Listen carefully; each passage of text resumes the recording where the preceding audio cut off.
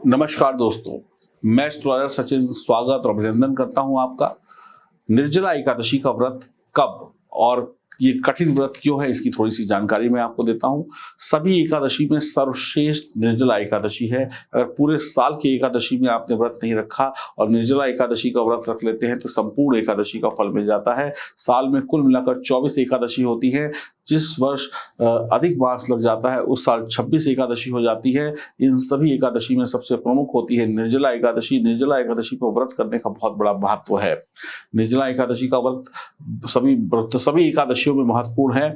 यह एक कठिन व्रत है, यह एक तपस्या है। निर्जला एकादशी का व्रत पूरे 24 घंटे तक चलता है। इस दौरान खाने पीने की बिल्कुल मनाही होती है। पूरे व्रत के दौरान चाहे कितनी भी प्यास क्यों न लगे, जल की एक बूंद भी आप ग्रहण नहीं कर सकते।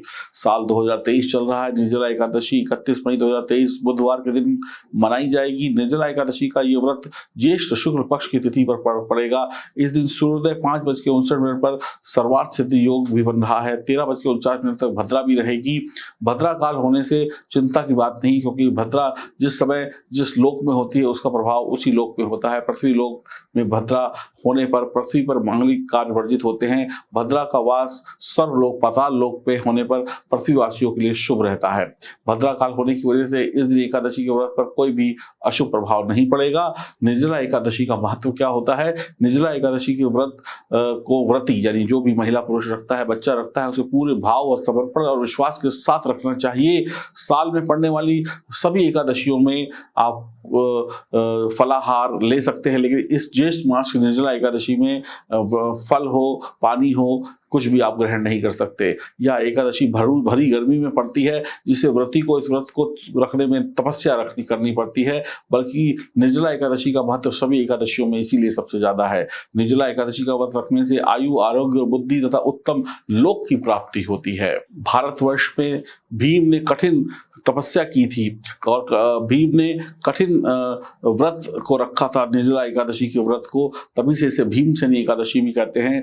व्रत की अवधि में एक बूंद भी जल ग्रहण कर लिया तो यह व्रत खत्म हो जाता है। एकादशी का जो व्रत है दिन रात निर्जल रहकर द्वादशी को प्रातः स्नान करने के बाद ही समर्थ अनुसार स्वर्ण जल युक्त कलश का दान करना चाहिए और फिर इस व्रत को तोड़ना चाहिए और प्रसाद ग्रहण करना चाहिए। इस एकादशी के दिन इस एकादशी के दिन गायत्री जयंती तथा हस्त नक्षत्र भी पड़ता है या होता है। तो कुल मिलाकर आप इस दिन व्रत रख पाए तो बहुत बढ़िया है, नहीं तो गरीबों में जल का वितरण करें, मीठे जल का वितरण करें, भोजन वगैरह कराएं गरीब लोगों को, उनकी सेवा करें। इससे भी बहुत पुण्य की प्राप्ति होती है।